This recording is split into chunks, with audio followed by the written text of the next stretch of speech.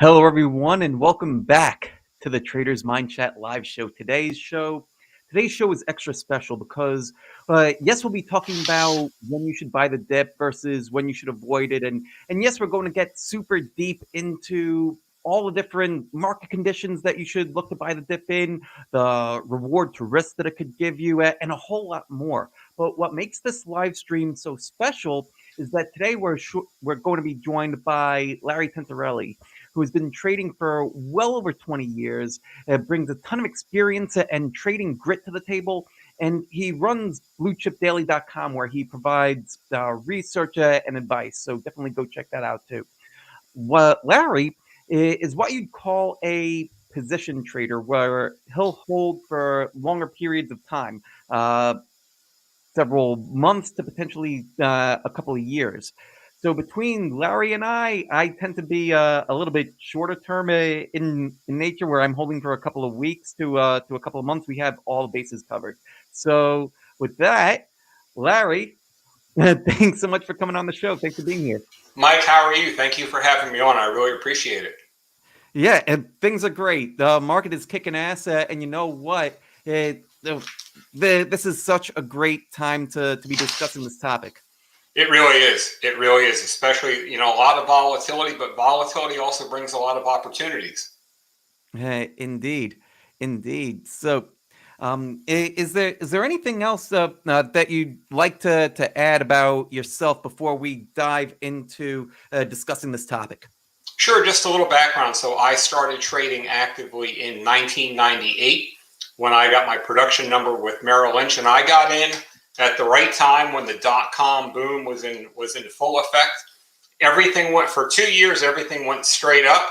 And then for the next 2.5 years, everything went straight down. So I got quite a good education on volatility, downtrends, a lot of things like that. Mm. So, and everybody that's here that's joining us live, well, we'll be taking questions as we go too. So as you have questions, make sure that you go and you type them into the chat. Let us know what questions that you have. But Larry, let's get into it. Okay. When should we buy the dip? And well, what do you consider when you're looking at buying dips? So those are good questions. And the first thing, really, I guess some background on what my trading is I'm a position trader, but I'm a trend follower and I'm a tape reader. So what I want to do is I always want to trade with the trend. So I want to get into uptrends. I want to avoid downtrends. So for me, uptrends, and we're going to take a look at some charts in just a few minutes, but just the basic definition: higher highs, higher lows, rising moving averages. So to me, what that shows is that there's support and that buyers are continuing to come in and push that stock higher. So I always want to focus on uptrends, and I want to avoid the opposite. So I avoid downtrends at all costs. So downtrends, lower highs, lower lows, declining moving averages. And as we go through the charts, you'll see. So the first thing that I look for when buying the dip is I keep a focus list of stocks. So when I'm trading all day, I'm not just looking at random charts throughout the day and a chart pops up and it's the first time I've seen it and I say, wow, that's a great idea. What I'll do is keep about 20 to 25 charts on my screen at all time that I'm looking at closely. And then if I see them start to pull back into a buy range, that's what I'll focus on. But I'm really looking for a pullback and an uptrend. Do you want me to pull up some charts? Yeah. That absolutely. probably makes more sense. Let's go to share. I think I've become a screen sharing expert over the past minute or so. Let's see. Window, share, and then let me know, can you see my charts? Here they are. Okay, so the first thing, we'll go into what I consider the basic context of an uptrend, and this is what I focus on. So this is an S&P 500 chart, higher highs, higher lows, rising moving averages. So I want to focus on charts. And this is a daily chart, right? This is a daily chart, and I trade off the dailies. Okay. So I want to get into charts, and we're going to take a look at some of my actual pullback buys in just a few minutes. But I want to get into charts that are trending higher, and then that give me some type of a pullback, maybe into a rising moving average. So we'll take a look. Airbnb, and I've got to check my notes. I printed out my notes. So I took Airbnb, and just so you know, my subscription website, I've got about 1,000 members, and all of my trading activity, I share this with the members in real time. So as soon, right when I take a trade, I send them an email, and it says, hey, I'm going to buy Airbnb. And then once the email is sent, then I'll take the position so the members can, if they choose to get in at the same time or whatever. But I always disclose what I'm getting into before I get into it. So Airbnb, I took this position on September 14th. So and if we take a look in the box here, I took the position. Can you see where my little cursor is? Yeah, let me see if we could zoom in a little bit more. I think that actually works better. Okay. So let me know when I should. Yep. Okay. Go for it. So my buy for Airbnb was right here, which is this little cursor. So basically what I saw with Airbnb, it had been in a downtrend. So this entire period, I never took a position in Airbnb. So I watched it go up, and then I watched it go down. But then I saw it looked like it was starting to stabilize, moving averages, the 20-day cross, the 50-day. But then what I saw is, you can see it just started to make a series. It stopped going down, number one. And then number two, it started to go up. I wanted to see it cross over 150, which it did. And then it was just trending higher. So when I saw it stop going down and then start to go up back over the moving averages, bullish 20, 50-day cross, bullish 20, 100-day cross, and in the absence of a 200-day, I'll use the 100-day as the longer term moving averages. So now it just started to go up. So now that I realize that this is starting to go into an uptrend, what I want to do is I want to look for some type of a buyable pullback. So when the stock pulled back here to the 20-day and then rebounded, that's when I took my position. So the key thing, once they start to pull back, I don't buy right into the pullback. And we're going to take a look at a few charts in a few minutes where they'll start to pull back and then they just keep going lower. So I never want to be the first person in to try to find the low. So it pulled back to the 20-day, and then on that recovery move was when I took my position. If we take a look, so Affirm, this is a position that I took, and this has been a nice one. It's definitely been volatile, but I took Affirm on September 23rd. So if we take a look in the box, I took Affirm on where this bar is right here. So once again, this is another stock. I avoided it. I had no positions whatsoever when it was going in through this downtrend. But then it looked like it was trying to stabilize. It was trying to build the base. And then it started to turn higher. So I put it on my radar screen right here. And then before I could do anything, they announced their partnership with Amazon. So I missed it here. I had to wait for this pullback, and then I don't buy stocks 10 days ahead of earnings. They reported earnings, and then it bounced up again. So right now I was on the outside looking in as this stock basically doubled while it was on my radar screen. Then it had a pretty sharp pullback. And as soon as it had this sharp pullback, so 121 to 104 in 2 days, right after that pullback, I bought on this bar right here. So once again, I don't want to buy straight into the pullback. I want it to stop going down, start to stabilize, and then start to head back up. So I bought it right in there. So that's how I buy the pullback in a lot of these charts. So is there a certain time period that it needs to stop going down? On this one, it seems like it stopped going down for 2 days. On the prior chart, I think it was stopped going down for 1 day. Right. So what I looked at here was I saw the bounce off the 20-day moving average, and I use moving averages extensively. So when it came off that 20-day, that told me that I want to take the position, because keep in mind, this is in the overall context for me of it, at least an intermediate term uptrend. So with a firm, I knew when I got into a firm, two things. I knew that it was going to be volatile, and I knew that there was a good chance that when I took the position that they could reverse me out of it right away. But once you can see, once again, that came down over the 20-day moving average. So I feel like I've got some moving average support below on the chart, and I use those moving averages quite a bit. Mm, very interesting. So you'd mentioned a couple of other things in here that I'd like to ask questions about before Sure. we move forward. The first is that you mentioned that you don't buy stocks ahead of earnings. Right. I'm curious, at least 10 days. So Right. I'm curious to hear why that's your philosophy. And what I want to do when I get into a position is I want to try to get into a higher percentage position that I've got a chance to succeed in. And the problem with what I found with earnings reports is I use hard stop losses. And the volatility around earnings can be so high that in the past, when I've bought stocks right ahead of earnings, oftentimes the post-earnings volatility will hit my stop, and then the stock often can reverse higher. So what I found is that 10 days for me is just that buffer where I want to stay outside of just. And if we take a look, for example, at Unity, which is Unity's been a very, very strong stock, and I've had this on our top 25 list for a while now. I don't have a position in Unity because you can't have everything. I've got Tesla, I've got NVIDIA, I've got Snowflake, but I don't have Unity.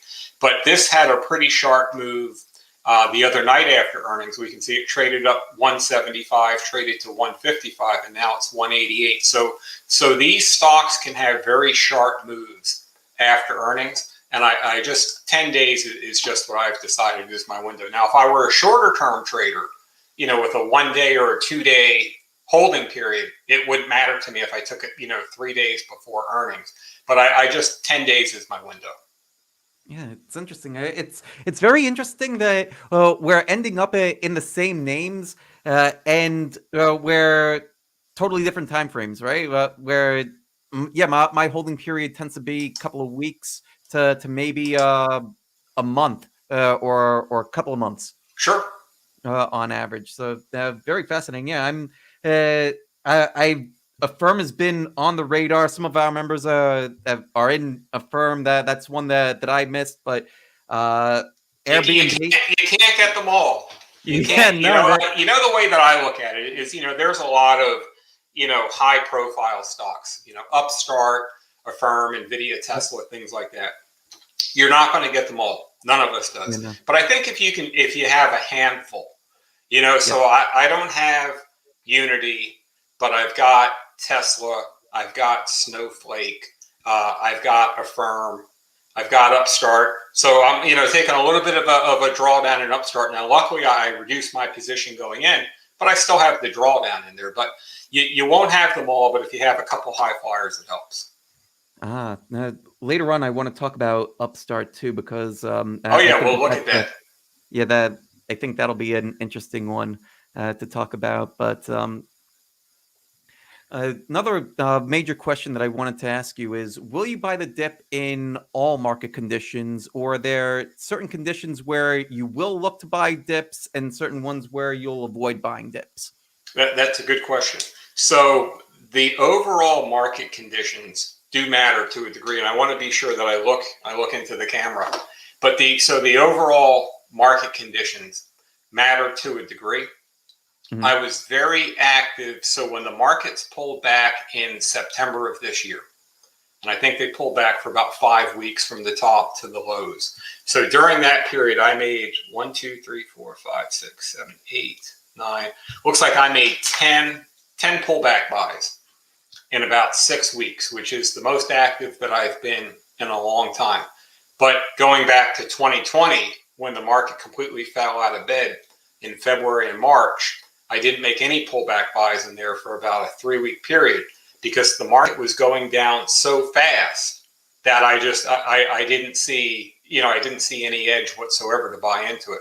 Now I wasn't short either, so I didn't make any money on the downside, but I avoided, getting taken out of a lot of positions.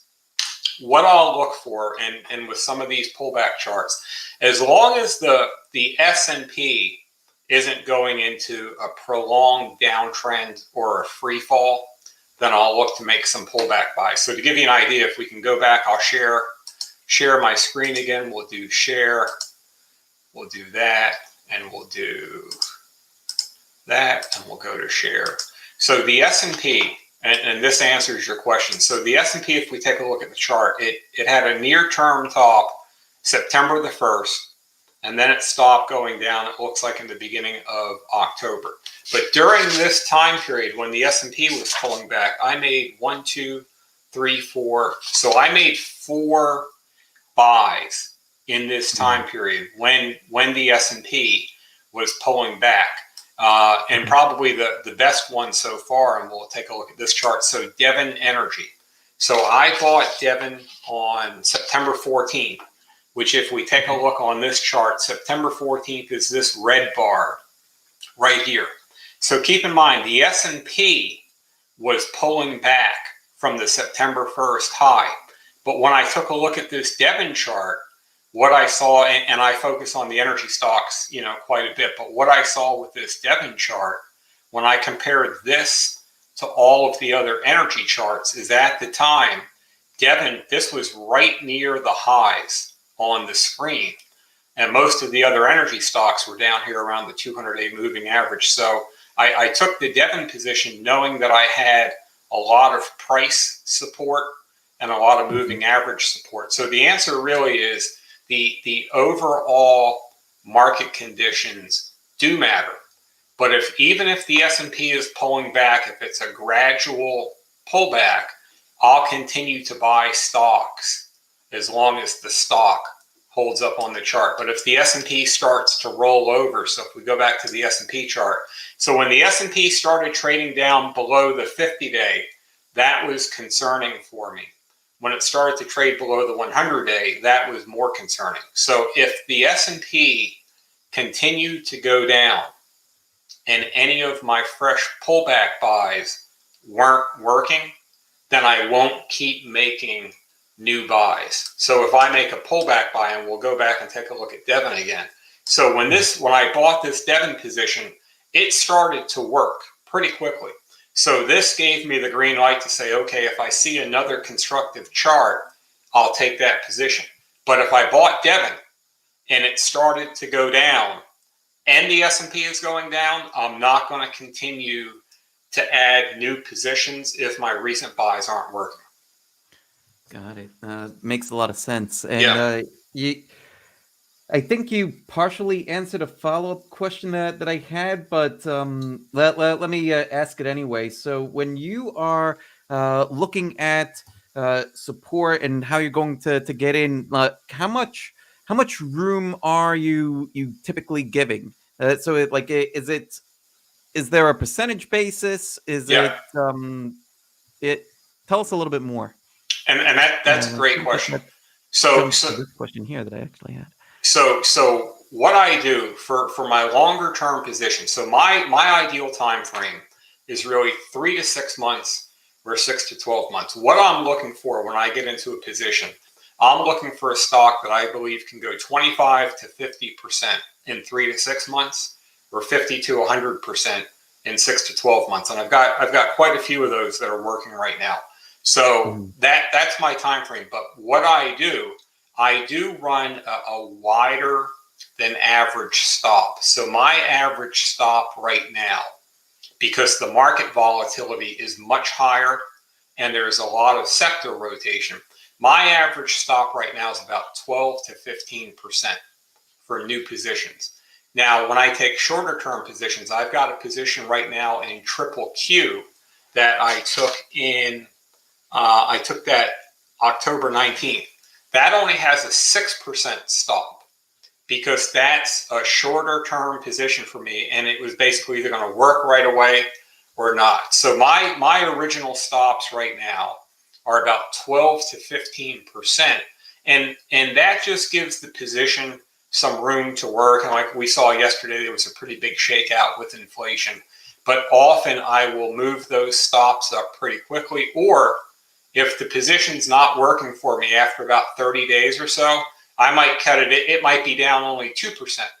But if it's not working the way that I want it to, and I want to put the money elsewhere, then I'll cut it. But right now with this market volatility, generally 12 to 15%. Oh, that's very interesting. How do you arrive at 12 to 15%? Well, I used to trade. So I used to trade using ATR, average true range. So when I started to put together my own trading system, I studied a lot of CTAs, trend following traders, the turtles with Michael Covell, and the turtles used ATR, which is average true range, and they used to use a 2 ATR setting. But the problem I ran into is some of the stocks that I trade are fairly volatile, because like even Devon Energy, I mean, it's an oil stock, but it's an energy stock, but that can be very volatile. What I found is if I buy a stock like, let's say, a firm, it might have a 6 to a 7% daily range. Then I buy a stock like Google, and it only has a 2% daily range. So if I was using 2 ATR, I might have a 12% stop for a firm and only a 4% stop for Google. And I didn't like having that narrow of a stop. So what I did is I looked at my position sizing.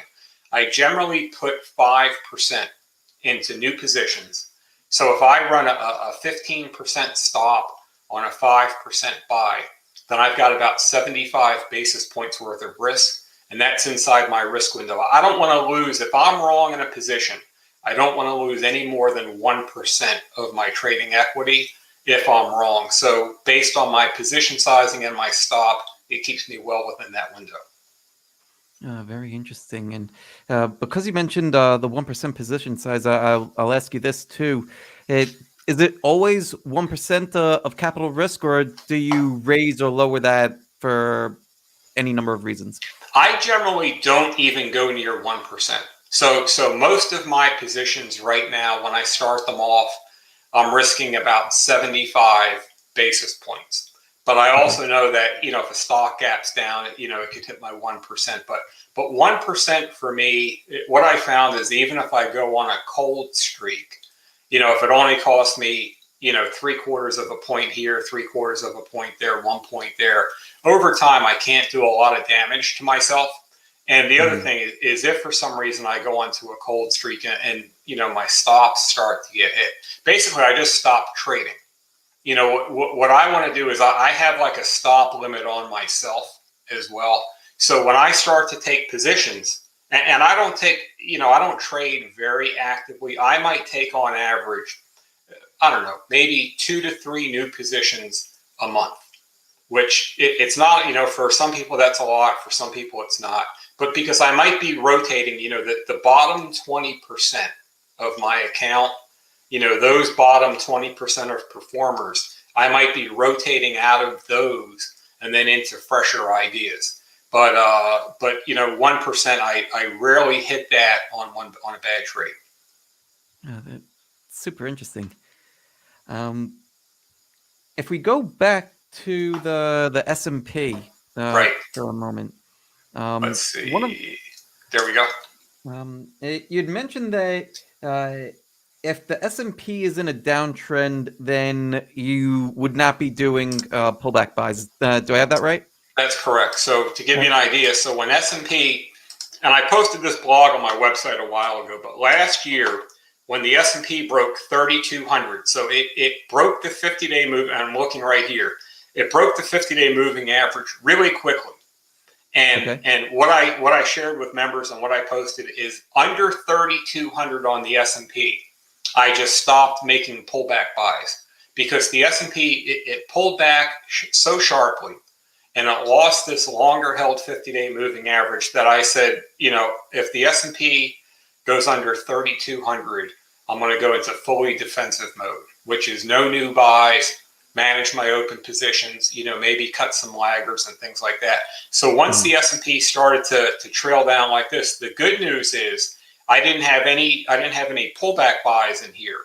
So I avoided most of this pullback I didn't short anything because the market was just moving way too fast. But yeah, when the S&P just overall fell out of bed like this, and even in here, when the S&P had this pullback, I do get a little bit more defensive when the S&P is underneath the 50-day moving average. But if we have a scenario like we have here, where for the most part the S&P is just holding that 50-day, then I'm a little bit more aggressive on my buys.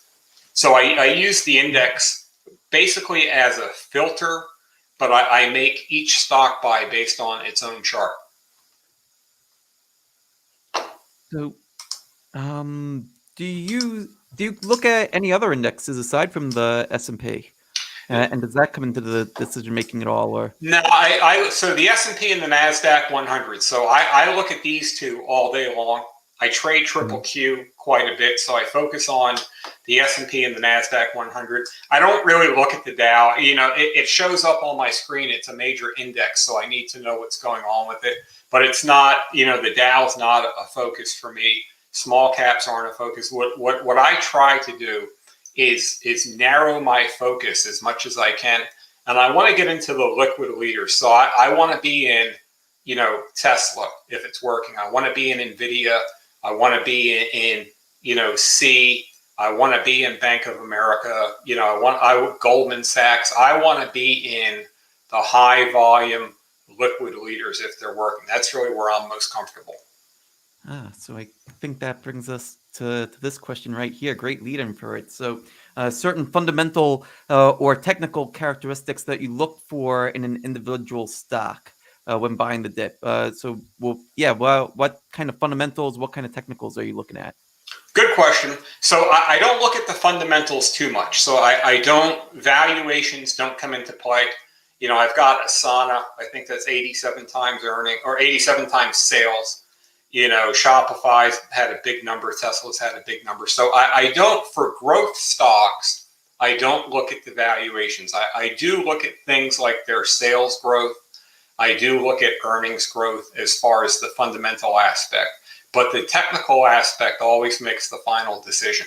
And I do tend to look at relative strength. So if I'm evaluating 3 stocks in the same sector, let's say I'm looking at 3 semiconductor stocks, often the stock that has the highest current relative strength, if all other things are equal, then I'm going to want to go with the stronger stock. Got it. All right. Let's talk about reward to risk. Okay. Oh, well, what is the typical reward to risk that you would expect on a dip buy? So the minimum I'm looking for is 3 to 1. So what that means, if I run a 12 to a 15% stop, then I'm looking to make at least 36 to 45% on the positions. And due to my holding period, that's not hard for me to do. Wow. But keep in mind though, so right now, so my top open position right now, I'm just looking on my screen. So my top open position right now, NVIDIA's up about 100% for me. And I bought it in April. Now I've scaled some along, you know, I took some profits along the way. I've moved up my stops, but I would rather trade less and hold my winners longer, because what happens, and we'll pull up the NVIDIA chart for a second. Yep. I tend to scale my positions more than I sell out of them entirely. And what I mean by that is, so I bought NVIDIA back in April. This was a pullback buy, and I was early. So I bought NVIDIA here. Can you see my NVIDIA chart? Yep. Okay. I bought it on the 20-day pullback. I was early. I got it wrong. It went down to the 2. Which pullback did you get in? What's that? Oh, which pullback was it? It was the pullback into the 20-day moving average in April. So NVIDIA broke out. I missed it. It pulled back to the 20-day. And I figured, okay, this, you know, I'm going to buy this 20-day pullback, and I expect it to head, you know, to bounce right off that rising 20-day. But it didn't. It started to go lower. My stop was underneath the 200-day moving average. But then it started, you know, then NVIDIA started to take off. So I've held NVIDIA through all of this volatility. Now I have booked some gains along the way. But Mhm. I would much rather, once I get into a position like this, I don't want to lose my position. And I don't like to do things like, sell the entire position and then try to buy it back and then, hope that I get it right. So, we could take a look at NVIDIA here. And let's say I'm good and I sell it near the top. It pulls back for 2 days and then it breaks out again. I'm not very good at trying to call the top and trying to call the bottom. So I would just much rather get in. And if it looks like it's a little overextended, maybe I'll sell 20% of the position because I'm not scared of volatility and I'm not scared to give back some profits. And I've given back profits before. But once I get into a winner, I would just much rather, trim a little bit here and there, to manage my risk than try to think that I can time the top and time the bottom. Very few people can do that. And when I tried to do it in the past, what would happen is I would totally get out of a position. It would start to break out higher. And then I'd say to myself, well, I don't want to chase it. I'll wait for it to come back. And it never came back. So I find that by just scaling some profits out, but sitting in the position, I've done much better for myself. So you sell 20% on the way up. Is it 20% increments scaling out on the way up, or is it different percentages at About different that. times? About that. So what I do with a firm. So here's what I'll do. Once my stocks hit plus 20%, I'll Okay. start to evaluate it and look to maybe take 20% off the table. And it's very simple. It's easy for my website members to follow along with me because what I like to do is I like to keep my trading very simple and consistent.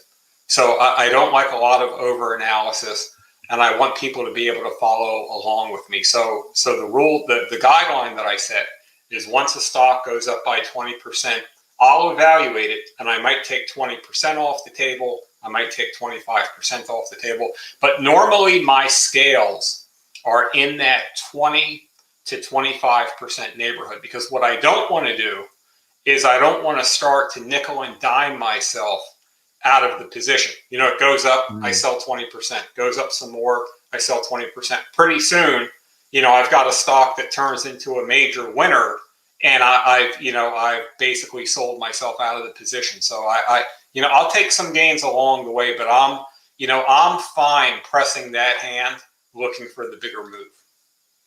Oh, that's a great strategy. Yeah, you know what it is, Michael, is I've been doing this for a long time, and when I started, I lost a lot of money in a variety of different ways. So I overtraded, I bought downtrends, and over time, I realized, okay, all these things that I'm doing that don't work, I want to stop doing that and just focus on the things that do work. But what I found is, here's the thing: stocks are volatile, markets are volatile. And we can't, on the days when the market's up, we can't be brave and all, I'm going to buy everything. And then the market pulls back one day for 1% and then we sell everything. So I just go Mm. in when I take a position, I accept that number one, I can get stopped out of any position that I take.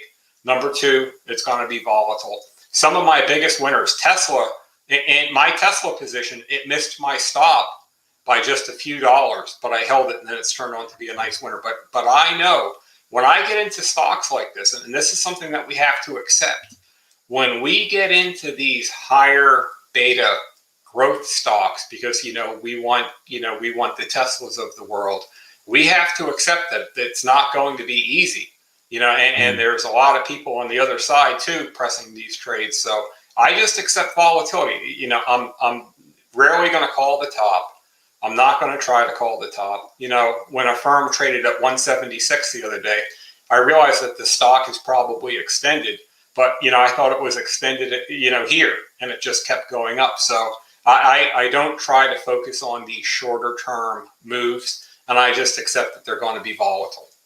Let me ask you this, because this is something that I've tried to do with some of my accounts, and it's worked for me. I'm curious if this is something that you've tried, if it's worked for you, or if maybe it's of value to somebody else too. But well, what I've started to do for a while now is break my accounts into the like one account is dedicated for long term. One account is dedicated for swing trading. Another That's account great. is That's a great dedicated idea. for so it's just keeping the rules don't get into conflict with one another. So like I have Tesla too, and started that in June, and I'm okay sitting with that drop that it had a couple of days ago Me and too. watching it Yeah, I'm there. rebound because of the nature of the account. Now, if that happened in my swing trading account, like I'd be shitting bricks like Right. looking through that, right? And that's a phenomenal idea. And that's something, so I don't swing trade anymore. So, the only accounts I've got, my website account, which is the bulk of what I've got. So I share my actual trading activity with my members in real time. And then I've got some retirement accounts that I've carried over from, retirement plans and, IRAs and things like that. But I manage pretty much all of them the same way. So because you see, here's the thing. I don't like to trade a lot, but I like to make a lot of money when I'm right. So I would much rather just buy a stock. And, if I see a stock that's breaking out, and there's been some pretty good breakouts recently, but I would just much rather get into that breakout and not micromanage it. And I'm not saying that swing trading is micromanaging at all, because, a Mhm. lot of people do it and they're great at it. But for me, I don't want to be that active. I just want to get in. And if it starts to work, I'm going to sit back and let it ride. And if it doesn't work, then I'll just move on and, find something else. But I think it's a great idea what you said to separate, because yeah, if you're swing trading XYZ and you're position trading Tesla, it's easy to get confused. So if you've Mhm. got one account and say, this is my swing trading account, and this other account, that's a phenomenal idea. That's a great plan. Oh, good. We have some good questions coming in too from the audience. Okay. Here's one from Confluence Trader. He says, "How to know a setup has stopped working? Which points should we look for a losing streak or drawdown or anything like that?" That's a good question. So I don't like to see in my own account, I don't like to see a 10% drawdown from the peak. A key thing that I look at more than that, though, because I don't trade my P&L. And what that means is that if we trade our P&L and we see that there's some short-term volatility, then we start to cut positions because, I don't want to lose any more money. Then we're really not trading the chart, we're trading the P&L. So what I would rather do is downsize my exposure. So what I'll do, let's Mm. just hit the little X on that. So, but the key thing that I look for is my trades. So I generally, as I said, I take maybe 2 or 3 new positions a month. But here's what happens: if I buy a stock, let's just pick a stock. So if I bought this Airbnb stock, it started working. But if I buy Airbnb and it starts to go down, then I'm a little bit more hesitant to take another position right now, especially in the same sector. But it depends how much cash I've got. Right now I'm sitting on about 20% cash, and that's only because I expect, this short-term volatility, and I want to have cash to make some pullback buys. But if I'm sitting on 50% cash, I might make more buys. But no matter how much cash I have, if I'm making these pullback or any buy, even a breakout buy, if a lot of my recent trades aren't working, then I just stop buying stocks until, sometimes you run into a cold streak, and I just want to Mm. wait until I get on the right side of the market. Ah, great points. Um, that I'd like to give my 2 cents on this one too. So I feel that the when you're building a position, or when you're thinking about starting a trade, I like to figure out where I'm going to cut the loss before the trade is even executed. And so I'm looking for that stop loss point, and where I want the stop loss to be, Confluence Trader, is to have multiple layers of confluence around that stop loss. So very similar to Larry, looking for moving averages. Now, when I have multiple moving averages supporting potential stop loss, that I think that's great. The price structure, I like it when price structure lines up across multiple time frames. So daily, weekly. If it happens to be a significant low, even on a 30-minute time frame, so I'll go down and look at that as well. Having more layers of confluence around the stop is better.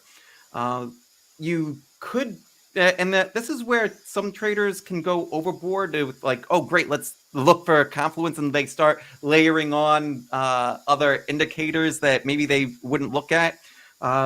I would say stick to a few, the ones that you know well, like where Larry and I are both using moving averages, both using price structure. Larry, do you use Fibonacci or no? No. So Larry wouldn't look at that. I do look at Fibonacci as like Sure. one additional thing. So if it happens to line up well with the Fibonacci retracement level, then that's icing on the cake. But if it doesn't have it, it doesn't need it per Sure. se.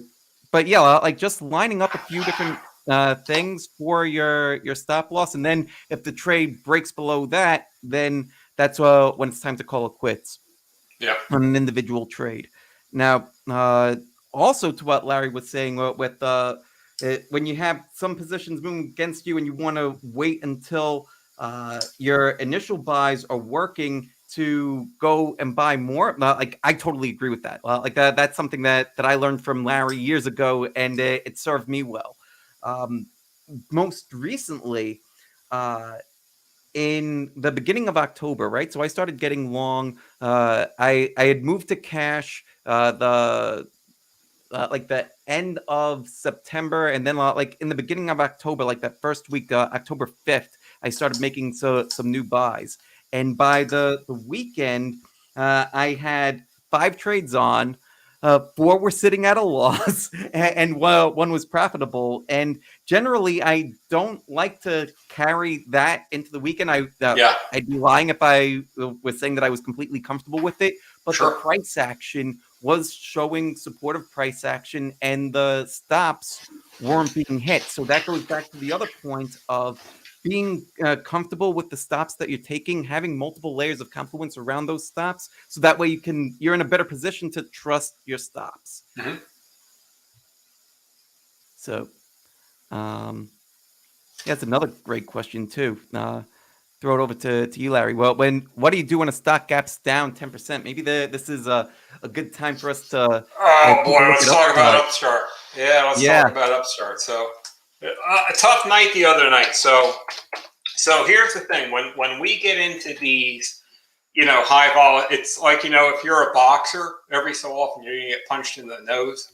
And when we get into these high volatility stocks, every so often they're gonna bite us. So the only good thing for me with Upstart, so I got into Upstart. It was looking at my price, 319 and change. So I got into it before this big breakout. So that was great. Now I didn't sell any of it. If I was a shorter term trader, it's easy to Monday morning quarterback and say, oh, I should have sold it there. But I didn't get into the trade to make 20%. I got into it to make maybe 50, 60, whatever I think this stock can do. But then it started to sell off. And fortunately, on whatever day they reported earnings, I think it was Tuesday, Yep. I let my members know over the weekend. I said, normally I hold my stocks going into earnings. NVIDIA, I just go with it. But it helps when you have a profit cushion. So, coming out of the weekend with Upstart, I watched, maybe a 20% profit turn into maybe a 3 or 4% profit. It just wasn't trading well. So I just cut the position in half. I didn't sell the whole thing. And the reason that I cut the position in half, it was because we know that there's a good chance, like with a firm, a firm put up a pretty good number. It's trading right now plus 18%. And here's what I didn't want to do. I didn't want to sell the entire position. It's over support. There's a lot of price layers that are underneath this. It was over the 50-day until right before they reported earnings. But I didn't want to sell this whole position, and Upstart put up a huge number. So number one, they're already profitable. They're one of the one of these few high flying growth stocks. They're already profitable, so they make money, and they put up a very big number. I think they grew their revenue by 200% and change. Earnings, I think, were up quite a bit. They doubled their earnings, so everything was great. But none of that mattered, because when the market decides they want to sell the stock, they sell the stock. So Upstart had great numbers. Everything, if we look at a firm, and I've got a firm's losing money, and they reported a much bigger loss than was expected, the stock goes up 20%. Upstart's already making money. They doubled their earnings, right? And the stock goes down. It just is what it is. I mean, the market does what it wants to do. So what I did, I cut half of the position, because I didn't want to get into a scenario where Upstart, puts up a blowout number. We wake up the next day and it's $380 a share. And realistically, I would have a tough time if I sold it at $320. I would have a tough time buying it the next day at $380. Maybe I would, maybe I wouldn't, but it's not the ideal situation. So I kept a very small 2% position. It gapped down, and I made the decision yesterday. And it wasn't fun to look at it, because every time I'm looking at my phone, the number's going down further and further. But in either case, I waited till it opened yesterday. 240 was the low, and all I did was I made a decision. So I'm holding a 2% position, and I've got my current stop at $230 underneath this 100-day. So if they hit it, they hit it. I'll still lose much less than I originally intended to lose. But I'm going to give Upstart the benefit of the doubt here over this 240 yesterday. And you know what? It might not work out, and I might get stopped out. But my stop right now at 230, it's $16 away. If the stock holds, I've got significantly more than $16 worth of upside. You see what I mean? So for me, the risk of $16 versus but I can only do this because I cut half of the position, before, that morning before earnings. If I had held the full position, I just would have cut the position and moved on and gone from there. But by going smaller, it actually saved me. But that's not my ideal chart. But like I said, right now I'm risking $16 to maybe make, 116 if it goes back. Yeah, that's great. Really great perspectives, Larry. I was trading this too, and I got caught in that move as well. So a lot of people did. A lot of I looked online a lot. And here's the thing with Upstart: they make money. Growth is phenomenal, but obviously, it had a massive run. It's had a massive run from here, and the market just wants to sell it off. But I mean, I think that if you and I talk 6 months from now, I think Upstart is higher. I don't know. I don't know what's going to happen with the market. I don't know what's going to happen with the Fed. But we'll take a look in a few minutes at some charts that I won't buy into, and you'll see what the difference is.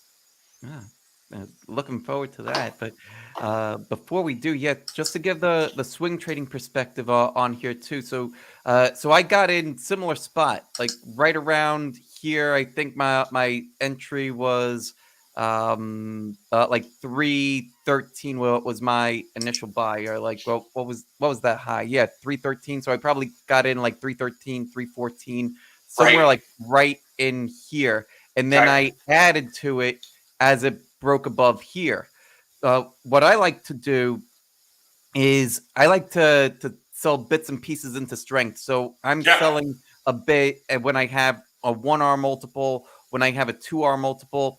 I should have sold some right here, but I didn't. The reason why I say that I should have sold some right there versus just letting it continue to run is because I feel like because it's trading right around that 400 number.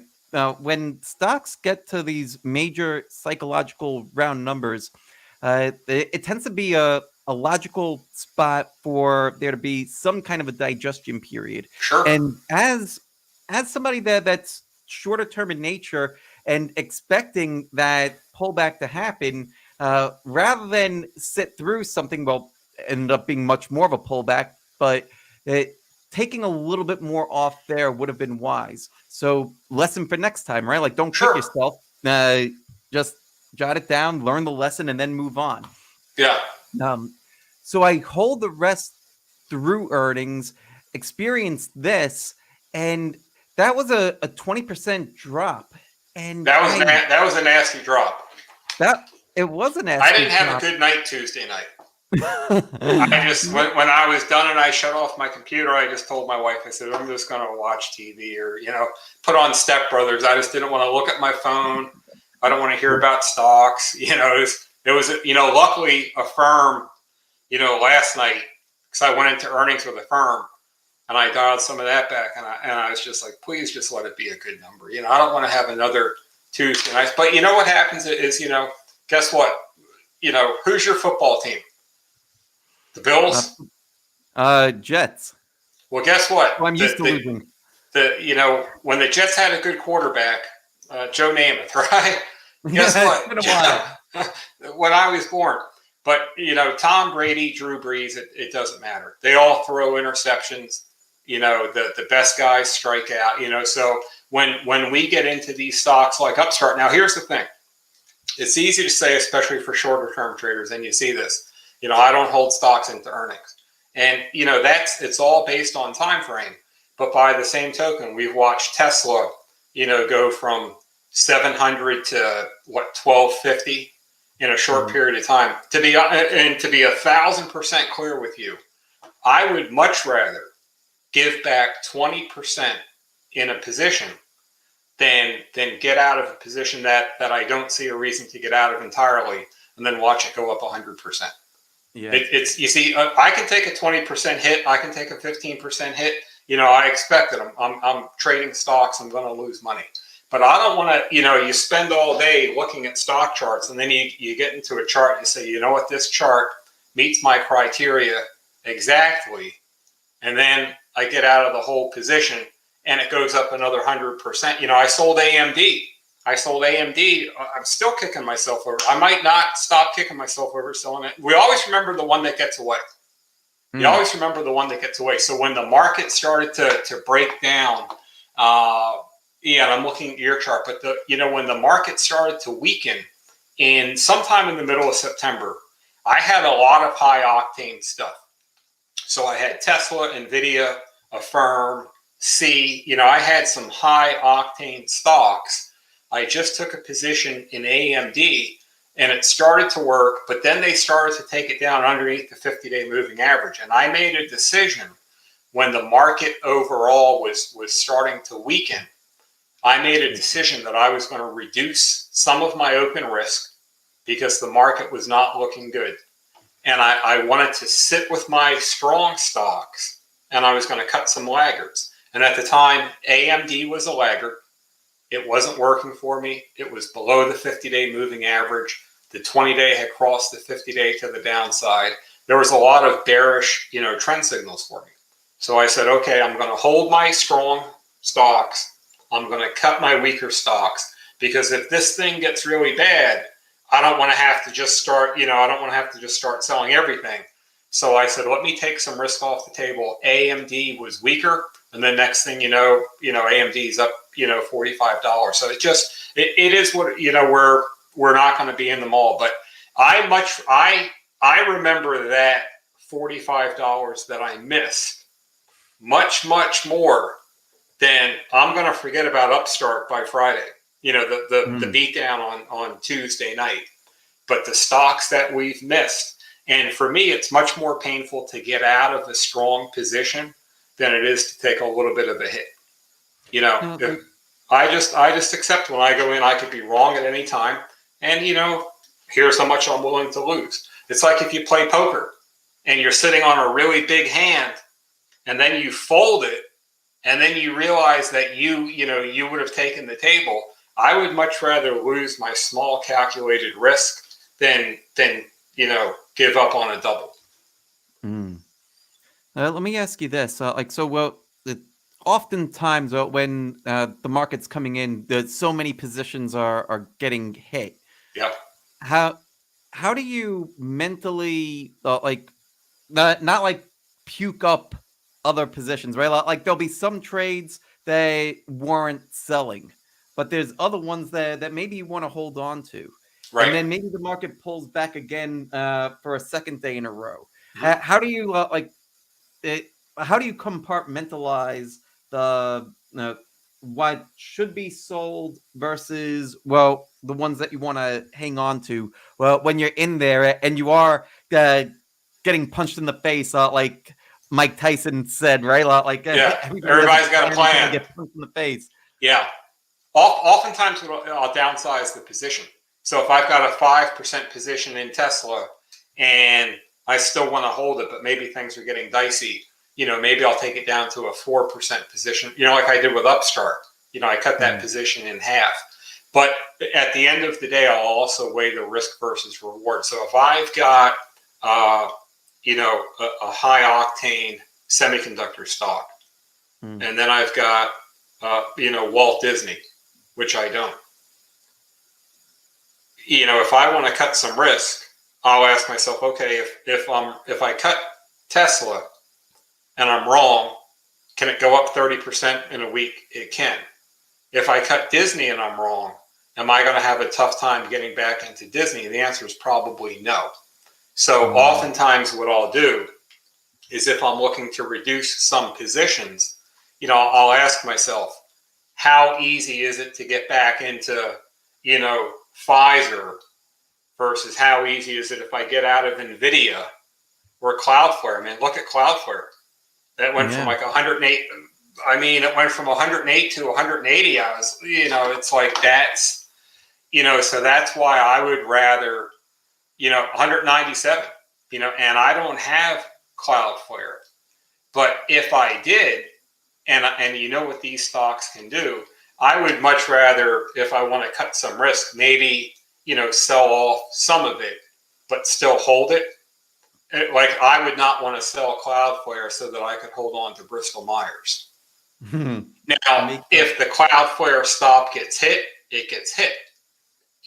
But if the question is just, hey, the market's starting to get a little dicey and you want to take some risk off the table, I'm sitting on a hotel stock right now.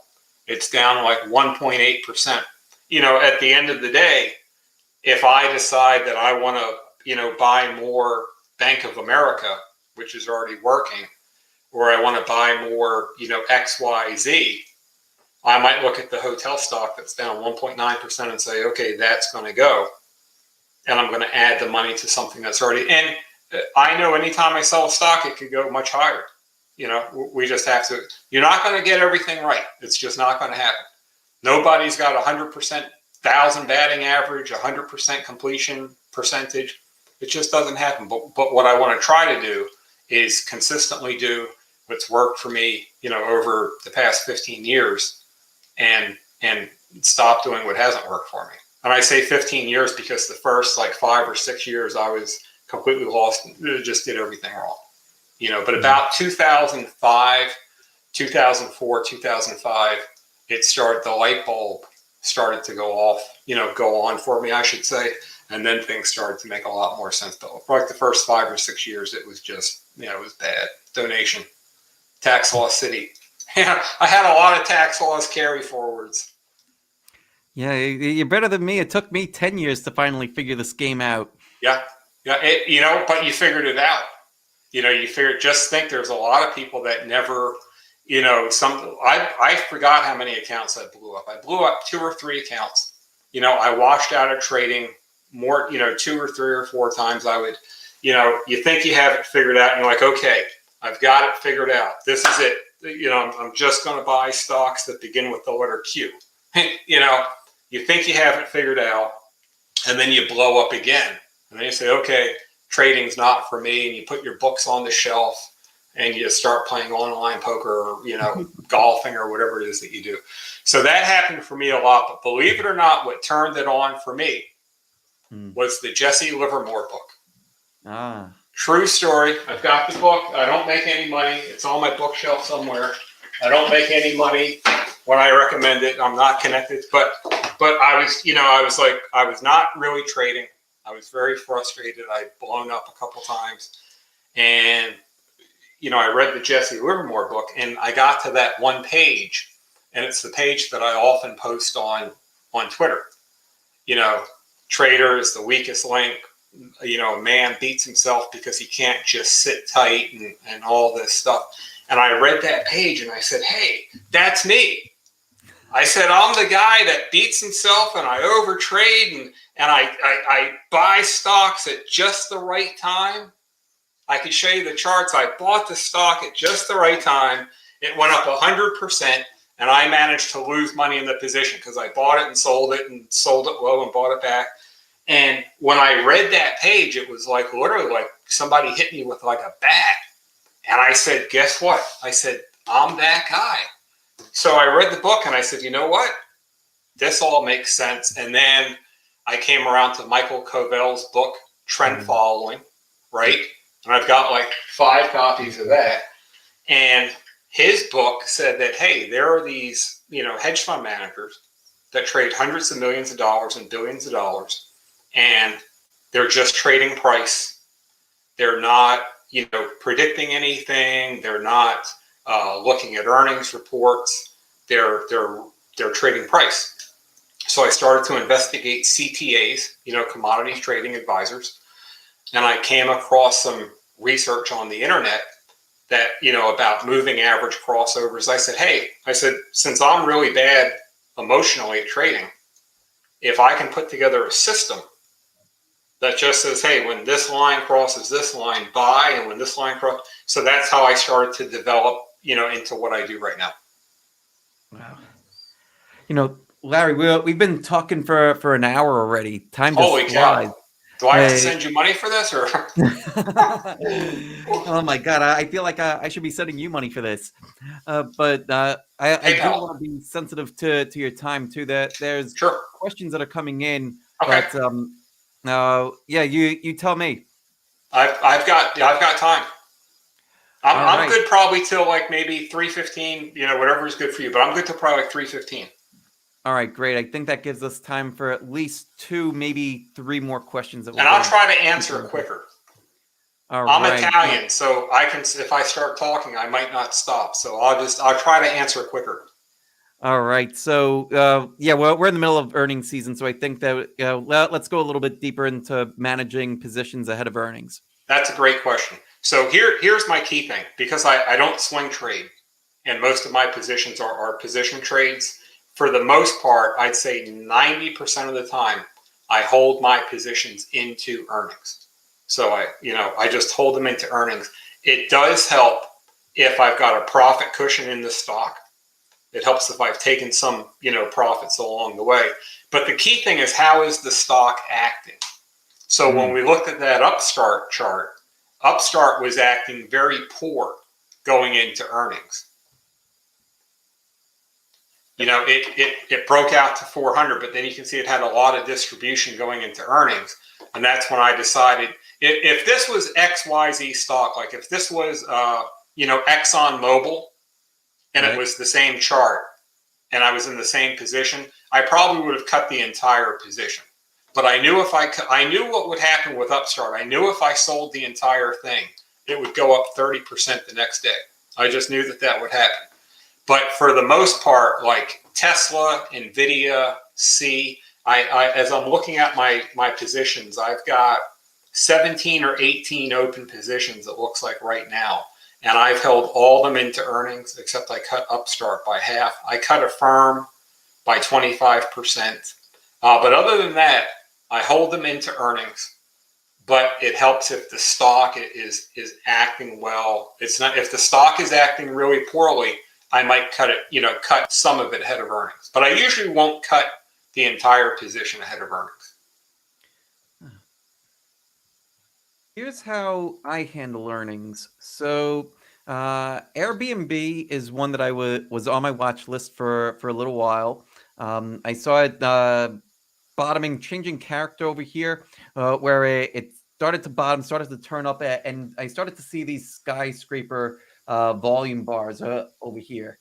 Even this one on that week, you see that pink bar, and you might say, "Oh, that's a down day." But when you look at the price action, price pushed lower, but it closed in the upper half of its range. So that's a sign of weakness that's getting bought.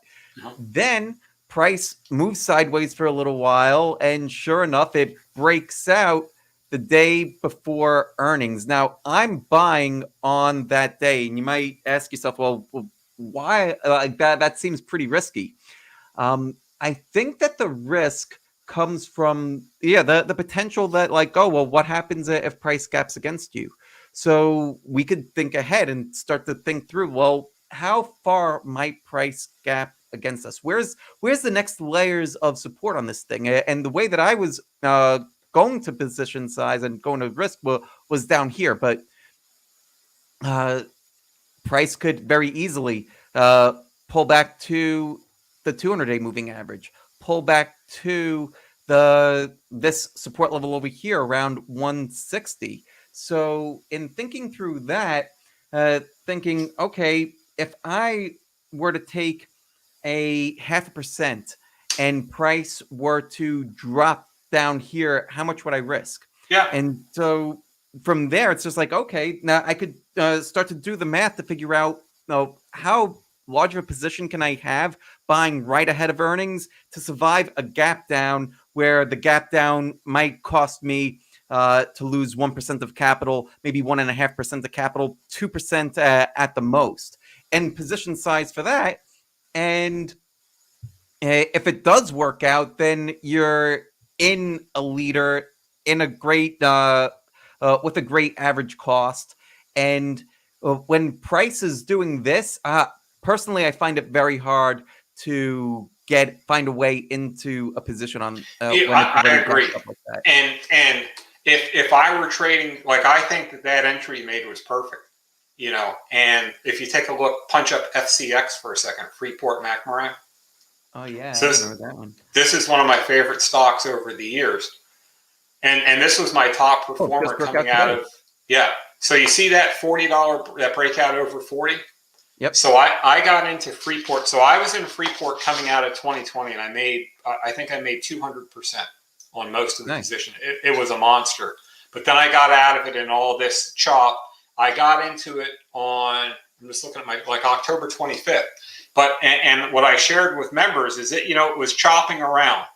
And I told my members, and we looked at this morning, I said, if this stock breaks over 40, then I think it could have a potential to be off to the races. So that's a very similar chart to that Airbnb chart that you brought up that was breaking it. And I would much rather, like, these charts and that Airbnb chart that you brought up, those charts are ideal. I love to see a stock. When you see a stock like Freeport could not get over 40 since whenever this is, I think 5 months ago, right? It hasn't been able to get over 40.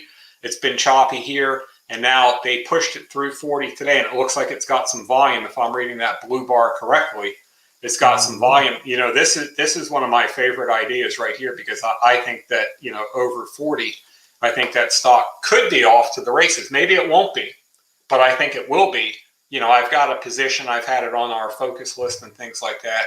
But that chart right there is very similar to that Airbnb chart that you took.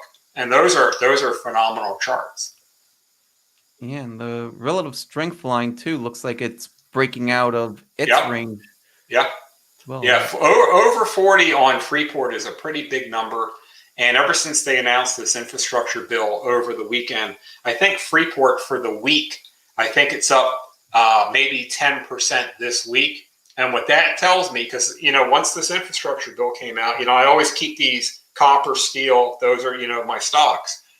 And I put a basket of them on my screen. So I want to look at which ones this week are strong. And Freeport's been the strongest. Like I said, I think it's up 10% this week. But for me, that breakout over 40 is green light all day long. Here's a question from Andy. Andy says, when you buy on pullbacks and dips, what is the smallest time frame chart that you look at? 60-minute, 30-minute, just the daily? What are you looking at? For me, it's just the daily. I don't look at anything underneath the daily chart. For me, the smallest time frame that I'll go to, I'll typically I'll have these four charts up. So I have MarketSmith over here. I also have an account with TradingView. I just like how they display charts, and so but like let's pull up Snow. I think we're both in this. It seems to be lagging a little bit. But yeah, so what I'll do is I'll have the monthly time frame, weekly time frame, daily time frame, and a 30-minute all up at the same time, so I can see how things are moving on multiple time frames. And then from there, sometimes I'll even go down to a 5-minute if I really feel like I need to get surgical with it. But in general, the bigger idea is to be trading in the direction of the longer term trends. So the higher time frames, like if you kind of think of like a cruise ship, right? Like so, the cruise ships are these weekly time frames. That then you have maybe you have a yacht, right? The smaller yacht, it could maneuver a little bit, but it's still kind of big. That I would say that's the 30, the daily, and then you have the speedboats. That's where you're looking at the 30-minute time frame. So you're going to have the bigger waves. All of them are producing waves. The biggest waves are being produced on your weekly time frames and your monthly time frames. Trade in that direction, and you're going to be better off. Yeah. Here's a question from Confluence Trader. Should a full-time trader have passive income so that he does not trade under pressure to make money? I think multiple income streams are great. I think the answer would be yes, because here's what happens, and everyone does what works for them. But I think with any business, it's like if you're a poker player, if as a trader, if you have passive income, whether it's employment income, real estate income, whatever it is, if you have other income coming in, because I think as a trader, you want to, like a poker player, you want to play your best hands. And there's just some days when you turn on the computer screen and there's not a lot of good hands. So if you have to generate money that day or maybe even that week, and there's not a lot of good hands, you're going to wind up taking, bad trades. Then you not only do you not generate any income, but you lose money.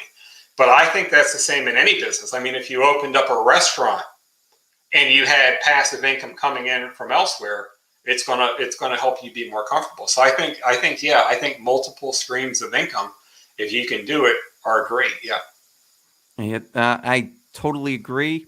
Was in that boat, and yeah, I could tell you having multiple streams of income, like it takes the pressure off of trading, and like it's part of what we want to do is to have the money not be extremely important to us.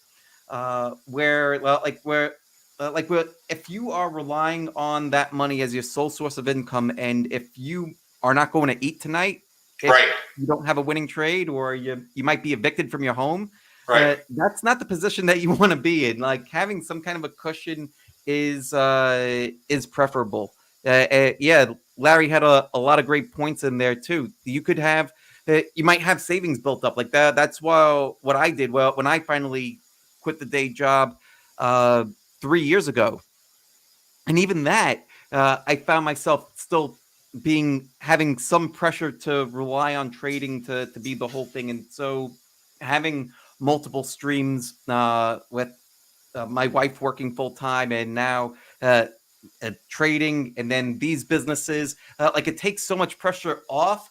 Where, yeah, like I could sit through Tesla pulling back. I Right. could sit through crypto, Bitcoin, and Ethereum pulling back and then rallying and not losing sleep at night. So, Well, you know what else? I think it depends on capital base too. I think a lot of people that go into trading have unrealistic expectations, and they think they start with a $20,000 account and they're going to make $100,000 that year. There's not very many businesses where you're going to do that. Now, if you've got a $500,000 account, you know, it's a lot easier to make 50 grand in a year than if you've got a $20,000 account. And so it really, you know, it comes down to a lot of things, but there's any, you know, like if I opened up a restaurant tomorrow and I knew that I had, you know, my spouse's income, you know, whatever coming in, it takes a lot of pressure off, because sometimes the best longer term decisions aren't always the best shorter term decisions, and vice versa. So yeah, I think it helps. It's fantastic. Larry, any closing remarks before we end it? It's at that 3:15 mark. Yeah, I think the key thing for traders, I think, is everybody needs to figure out who they are in the markets and disregard what everyone else is doing. So if you're on Twitter and you're seeing 500 different people saying 500 different things, it doesn't matter. I watch Bloomberg every single morning, you know, from like 7 until 9:30, and they have very smart people that come on, you know, from Goldman Sachs and Bank of America, and they're all saying different things. You know, one thinks that interest rates are going higher, one thinks they're going lower. Inflation's here, inflation's going away. Nobody really knows anything.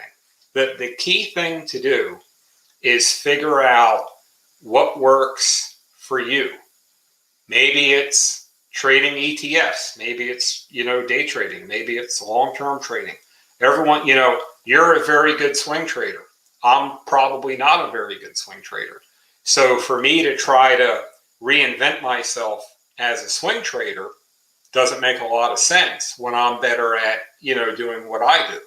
You know, some people like to drive an SUV, some people like to drive a Corvette. Doesn't mean one's better than the other. So I think the key thing is people need to sit down and figure out who they are, what has worked for them, and what doesn't work. Stop doing the stuff that doesn't. If you're not a good short seller, I'm not a good short seller. You know, I'm much better on the long side. So guess what? I don't short very many stocks, you know? So, and I'm fine with it. I'm not good with options, so I don't do it. I focus on what I'm good at, and I try to not do what I'm not good at, and do less, don't overtrade, and that's it. Brilliantly stated, Larry. Larry, this has been a gold mine Thank you. Of information and wealth, and I can't wait to go back and rewatch this live stream. And the recording is available immediately. That's one of the things that I love about doing live streams too. So great, Larry. Thanks so much. Thanks to everybody for joining us live. Appreciate it. Thank you so much. I appreciate everyone's time. And make sure that you check out Blue Chip Daily and that you follow Larry on Twitter. Larry, well, what's your social handle? Tell us again. It's at LMT978. LMT978. We'll include it in the description as well. Awesome. Larry, thanks again. And Mike, I can't wait to have you back on soon. I can't wait to be back on. Take care. Thank you. Take care. Have a great day. You too. Hey, thanks so much for sticking around to the end. If you're new here, hit the subscribe button down below and become a part of the Mara Wealth community. And make sure that you check out some of the other videos on the channel. They're exactly what you need to see. And leave a comment down below. I read all of them. Leave a comment.